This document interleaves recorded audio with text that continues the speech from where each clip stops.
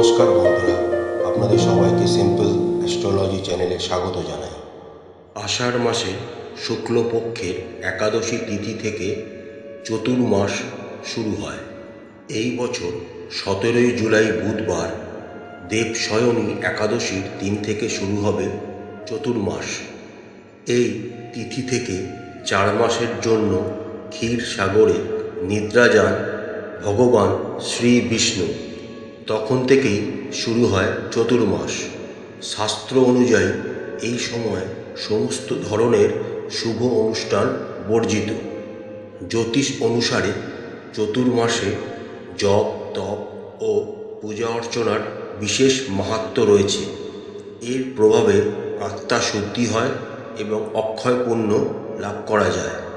শাস্ত্রে চতুর্মাসে বিশেষ কিছু কাজ নিষিদ্ধ এবং কিছু কিছু কাজ করার বিধান দেওয়া রয়েছে। আজকের এই ভিডিওটিতে আমরা চতুর্মাসের মাহাত্ম্য এবং এই 4 মাস আপনারা কিভাবে অতিবাহিত করবেন সে সময় বিস্তারিত আলোচনা করতে চলেছি। চলুন তাহলে শুরু করা যাক। চতুর্মাসের মাহাত্ম্য। এবছর আষাঢ় মাসের শুক্লপক্ষের একাদশী তিথি বা দেবশয়নী একাদশী তিথি পড়েছে 17 জুলাই। এই দিন থেকে চতুর্মাস শুরু হবে। এই সময়কাল শেষ হবে 12 নভেম্বর কার্তিক শুক্লপক্ষের একাদশী তিথিতে। চতুর্মাসের 4টি মাস হল শ্রাবণ, ভাদ্র, আশ্বিন ও কার্তিক। এই মাসগুলিতে ভগবান শ্রী বিষ্ণু বা নারায়ণ যোগনিদ্রায় থাকেন। এই সময় দেবাদিদেব মহাদেব সৃষ্টি সঞ্চালনার দায়িত্ব পালন করেন। পুরাণ ও শাস্ত্র অনুযায়ী এই সময় লক্ষ্মী ও নারায়ণের পুজো করলে ব্যক্তির সমস্ত কষ্ট দূর হয়। ভগবান শ্রী বিষ্ণুর নাম স্মরণ করলে সমস্ত পাপ থেকে মুক্তি পাওয়া যায়। পাশাপাশি কুষ্ঠিতে উপস্থিত সমস্ত দোষ দূর হয়। ব্যক্তির সুখ সমৃদ্ধি ও অর্থলাভের পথ প্রশস্ত হয়। হিন্দু ধর্মে চতুর্মাসে কিছু কাজ করার কথা বলা হয়, পাশাপাশি কিছু নিষিদ্ধ কাজেরও কথা বলা হয়েছে। এবার আমরা জেনে নিই এই চতুর্মাসে আপনারা কি কি করবেন। চতুর্মাসে আপনাদের জপ তপ করা উচিত। মনে শ্রদ্ধা ও ভক্তির আবেগ থাকা উচিত। এই 4টি মাসে আপনারা প্রতিদিন সত্যনারায়ণের ব্রতকথা শোনা খুবই উত্তম বলে মনে করা হয়। চতুর্মাসে পুজো, প্রার্থনা, সৎসঙ্গ, দান, যজ্ঞ, তর্পণ, সংযম, ইষ্টদেবের পুজো করা উচিত। এই 4টি মাসে আপনারা ব্রহ্মচর্য পালন এবং সামাজিক কাজ করুন।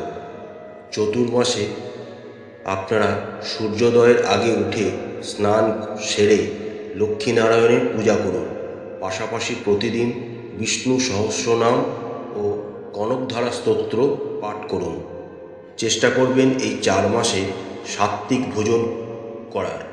পাশাপাশি অন্নদান, দীপদান, বস্ত্রদান, ছায়া ও শ্রম দান করার বিশেষ মাহাত্ম্য রয়েছে এই 4টি মাসে। চতুর্মাসে অধিকাংশ সময় মৌন ধারণ করে থাকবেন। দিনে একবার মাত্র উত্তম ভোজন করবেন এবং চেষ্টা করবেন যেন এই 4 মাস আপনারা মেঝেতে ঘুমোতে পারেন।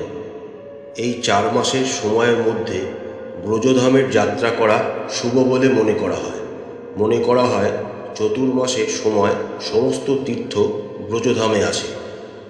এবার আমরা জেনে নিই এই চতুর্মাসে আপনারা কি কি করবেন না। হিন্দু শাস্ত্র অনুযায়ী চতুর্মাসে শুভ ও মঙ্গল অনুষ্ঠান যেমন বিবাহ সংস্কার, গৃহপ্রবেশ, উপনয়ন ইত্যাদি মোট 16 ধরনের সংস্কার বর্জিত। এই মাসে নীল বা কালো রঙের পোশাক পরতে নেই। এই মাসে বিছানায় ঘুমোতে নেই। রাগ অহংকার একদম করবেন না। এই চতুর্মাসে ব্রজধাম ব্যতীত অন্য স্থানের যাত্রা করতে নেই। এই 4 মাস চুল ও নখ কাটতে নেই। পাশাপাশি কাউকে কটু কথা বলা, অনৈতিক কাজ, মিথ্যা কথা বলা এই সময় ত্যাগ করা উচিত। শাস্ত্রমতে চতুর্মাসে তেলে ভাজা, দুধ, দই, চিনি, মিষ্টি, আচার, সবুজ সবজি, মশলাযুক্ত খাবার, সুপুরি খাওয়া থেকে আপনাদের বিরত থাকতে বলা হয়েছে। আশা করছি বন্ধুরা আজকের ভিডিওটি আপনাদের ভালো লেগেছে। মা তারা আপনাদের সবাইকার মঙ্গল করুন। আমাদের চ্যানেলটি ভালো লাগলে লাইক করবেন, শেয়ার করবেন, সাবস্ক্রাইব করবেন। নমস্কার।